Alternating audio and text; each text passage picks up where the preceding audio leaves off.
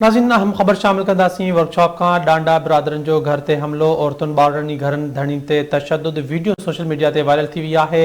ॾेती लेती जे मामलनि तां ॾंदा बिरादरान बचल मल्हाह जे घर में घिड़ी औरतुनि ॿारनि ऐं घर धणियुनि खे सख़्त तशद्दुद जो निशानो बणायो। वर्कशॉप पुलिस बाअसर जे चवण ते जवाबदार गिरफ़्तार करण ऐं फरियाद वठण खां खुतो जवाब ॾेई छॾियो आहे। वर्कशॉप पुलिस मेडिकल लेटर ॾियण बदिरां राजूनी करण ते ज़ोर भरे रही आहे। बचल मल्हाह पारां इहो चयो वियो आहे, जवाबदार मोतमार धमकियूं ॾेई रहिया आहिनि, इंसाफ़ ऐं तहफ़ुज़ फ़राहम कयो वञे। हीअ हम ख़बर अवां सां शेयर कयूं पिया। ॾांदा बिरादरनि जो घर ते हमिलो, औरतुनि ॿारनि ऐं घर धणी ते तशद्दुद वीडियो सोशल मीडिया ते वायरल। ॾेती लेती जे मामले तां ॾंदा बिरादरान बचल मल्हाह जे घर में घिड़ी औरतुनि ॿारनि ऐं घर धणी खे सख़्त तशद्दुद जो निशानो बणायो। वर्कशॉप पुलिस बाअसर जे चवण ते जवाबदार गिरफ़्तार करण ऐं फरियाद वठण खां खुतो जवाब ॾेई छॾियो। वर्कशॉप पुलिस मेडिकल लेटर ॾियण बदिरां राजूनी करण ते ज़ोर भरे रही आहे। बचल मल्हाह पारां इहो चयो वियो आहे, जवाबदार मोतबार धमकियूं ॾेई रहिया आहिनि, इंसाफ़ ऐं तहफ़ुज़ फ़राहम कयो वञे। अहम ख़बर अवां सां शेयर कयूं पिया। डांडा बिरादरनि जो घर ते हमिलो, औरतुनि ॿारनि ऐं घर धणी ते तशद्दुद वीडियो सोशल मीडिया ते वायरल। ॾेती लेती जे मामले तां डांडा बिरादरनि बचल मल्हाह जे घर में घिड़ी औरतुनि ॿारनि ऐं घर धणी खे सख़्त तशद्दुद जो निशानो बणायो।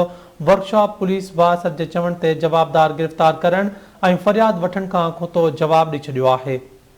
वर्कशॉप पुलिस मेडिकल लेटर ॾियण बदिरां राजूनी करण ते ज़ोर भरे रही आहे। मुतासिरनि पारां इहो चयो वियो आहे, जवाबदार मोतमार धमकियूं ॾेई रहिया आहिनि, इंसाफ़ ऐं तहफ़ुज़ फ़राहम कयो वञे।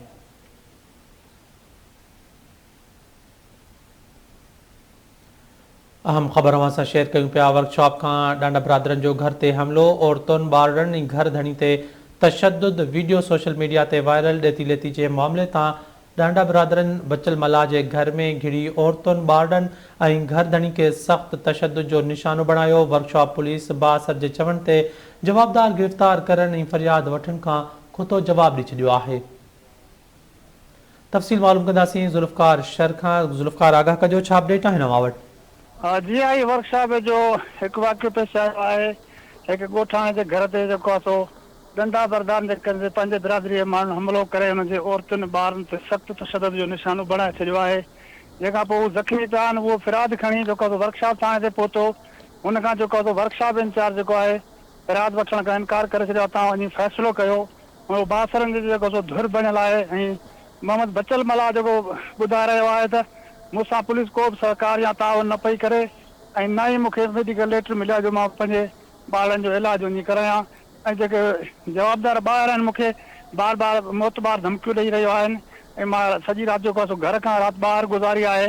ऐं ख़ुदा SSP सांगड़ ऐं DIG शहीद बेनज़ीर खे अपील थो कयां त मूंखे इंसाफ़ ॾिनो वञे, तहफ़ुज़ फराहम कयो वञे। जी।